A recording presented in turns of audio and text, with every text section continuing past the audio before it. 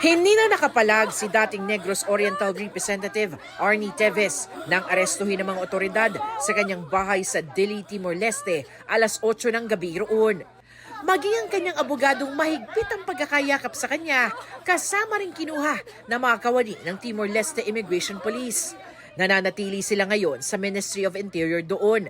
Ang video ng pag-aresto ipinost sa social media ng anak ni Teves na si Axel. My father, Arnie Teves, has been kidnapped. At around 7 p.m., he already had information that a private aircraft was scheduled to fly over to Timor-Leste. And then at 8 p.m., immigration officers arrived at his residence and picked him up. They just picked him up without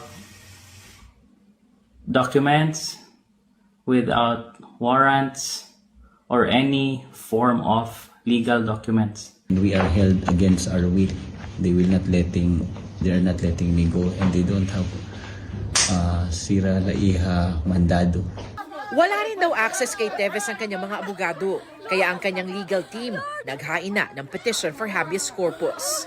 So kung i-grant po yung writ, dadalhin po sa hukuman si Ginoong Teves at doon po ay kailangang makumbinsi ng mga authorities na umaresto kay Ginoong Teves kung bakit siya inaresto. Ang Department of Justice itinangging may private plane na dumating sa Timor-Leste. Git ng DOJ, wala pa silang natatanggap na anumang legal na dokumento kaugnay ng pag-aresto kay Teves. Naghihintay daw sila ng aksyon ng Timor-Leste kung ide-deport ba si Teves bilang undocumented foreigner o may extradite tulad ng hiling ng Pilipinas. March 2024, unang inaresto ng mga otoridad sa Timor-Leste si Teves. Idinuturo siyang mastermind sa pagpatay kay Negros Oriental Governor Roel Digamo noong March 2023. April 2023, nakaalis siya ng Pilipinas papuntang Timor-Leste.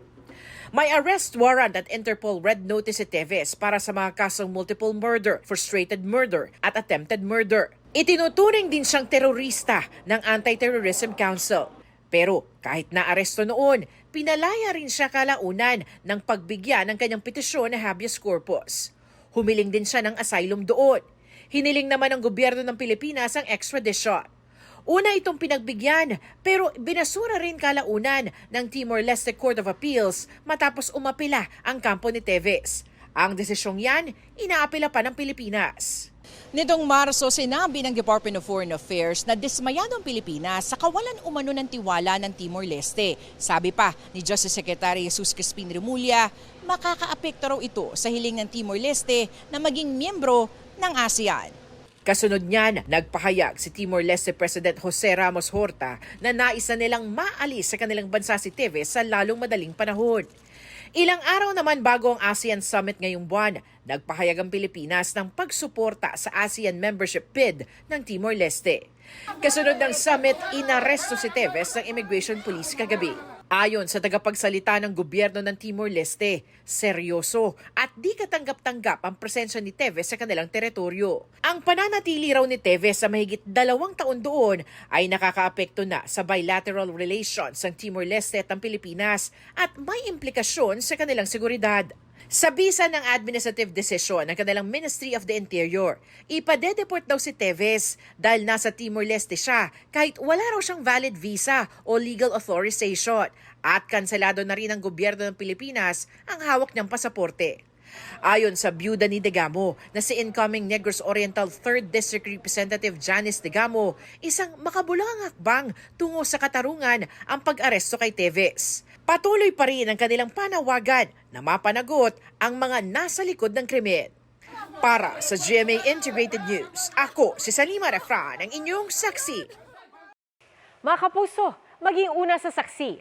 Mag-subscribe sa GMA Integrated News sa YouTube para sa iba't ibang balita.